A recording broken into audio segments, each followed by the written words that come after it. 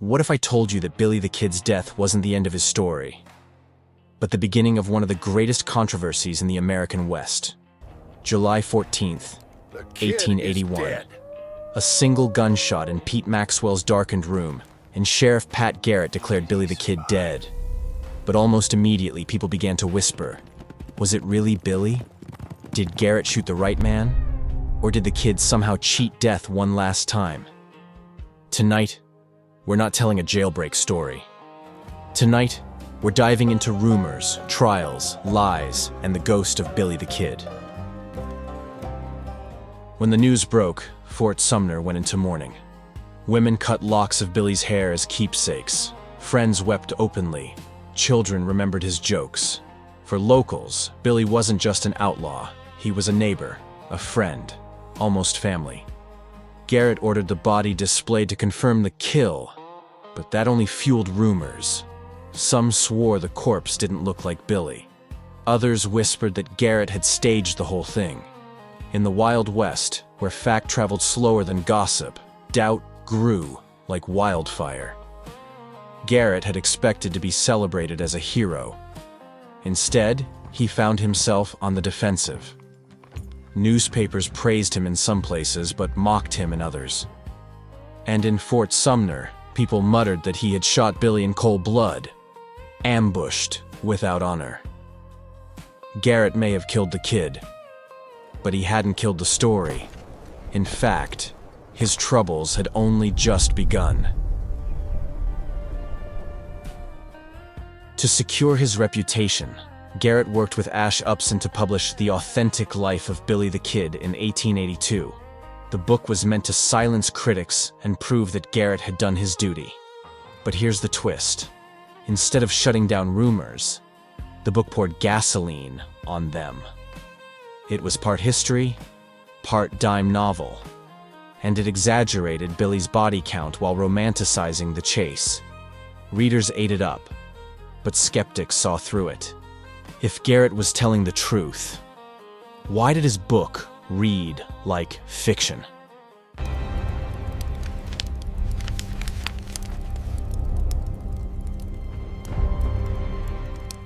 You could say Garrett invented the first true crime bestseller. Except, half the readers weren't sure it was true. The irony was painful. Garrett's attempt to control the narrative only made it spin further out of control. Instead of being remembered as a brave lawman, Garrett began to look like a man desperate to justify himself. Garrett's troubles didn't end with the book. In the years that followed, he faced lawsuits, financial struggles, and political enemies. Some accused him of lying about Billy's death to claim reward money. Others said he had killed the wrong man. A few went so far as to say Billy had escaped into Mexico and was laughing at Garrett from across the border. Everywhere Garrett went, the question followed him. Did you really kill Billy the Kid? And no matter how many times he insisted yes, the doubt never died. History has a cruel sense of humor. Garrett's name is remembered, but rarely with respect. He became the man who shot Billy the Kid. But in many stories, Billy comes out looking braver, cleverer, and even nobler. By the late 1800s, stories of Billy's survival spread far and wide. Cowboys in Texas claimed to have shared drinks with him. Farmers in Arizona swore he had passed through their towns. Every drifter with a quick smile and a faster draw risked being called the Kid. Billy had become a ghost people wanted to see, even if it meant inventing sightings. And the truth is, people wanted to believe. They wanted to believe that someone could keep outsmarting the law forever. They wanted to believe that freedom could outrun the hangman's rope. Billy wasn't just a man anymore. He was an idea. And ideas don't stay buried.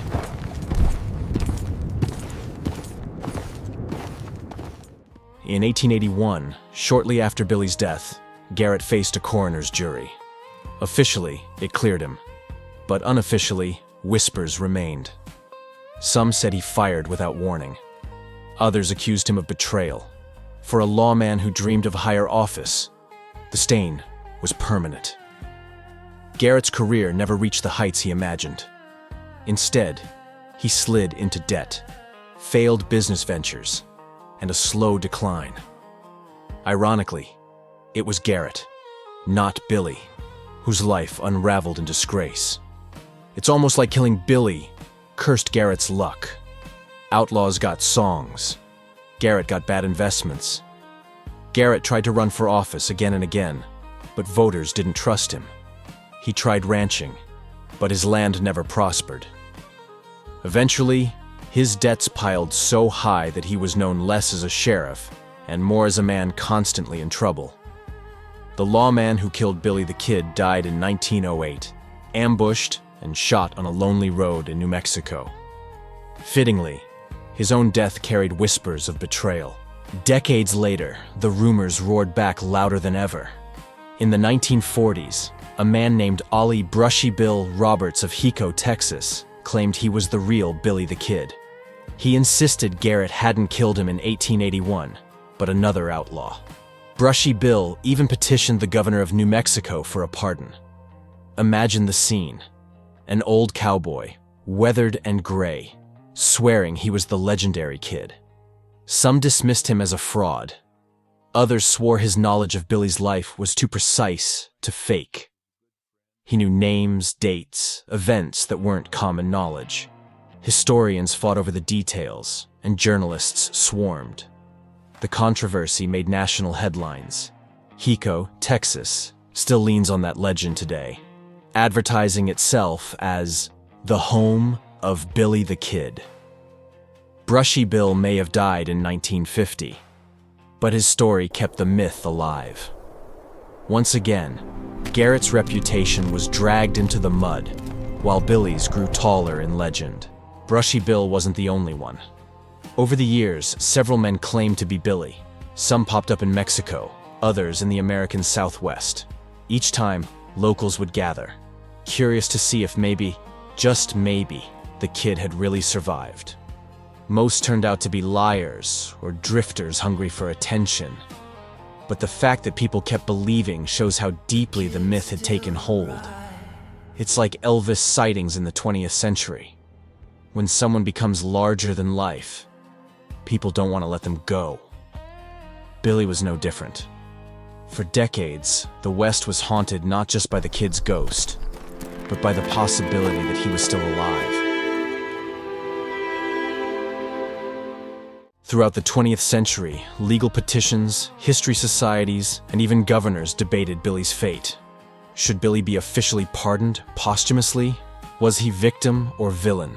A misunderstood youth or a cold-blooded killer? The debate raged in courtrooms, classrooms, and state houses. In 2010, New Mexico's governor even considered a pardon, but ultimately decided against it, citing the uncertainty of history. What's striking is how many people wanted Billy pardoned, even long after his supposed death.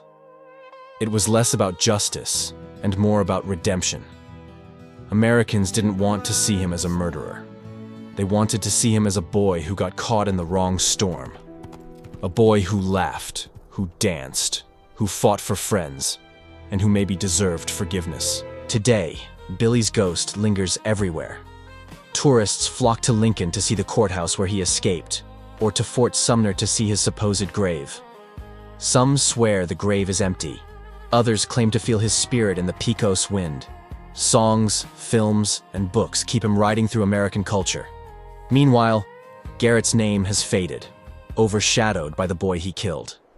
Or maybe didn't kill. Billy's story is the perfect ghost story. Part fact, part myth, always unfinished. That's why it survives. Because as long as there's doubt, there's a reason to tell the tale again.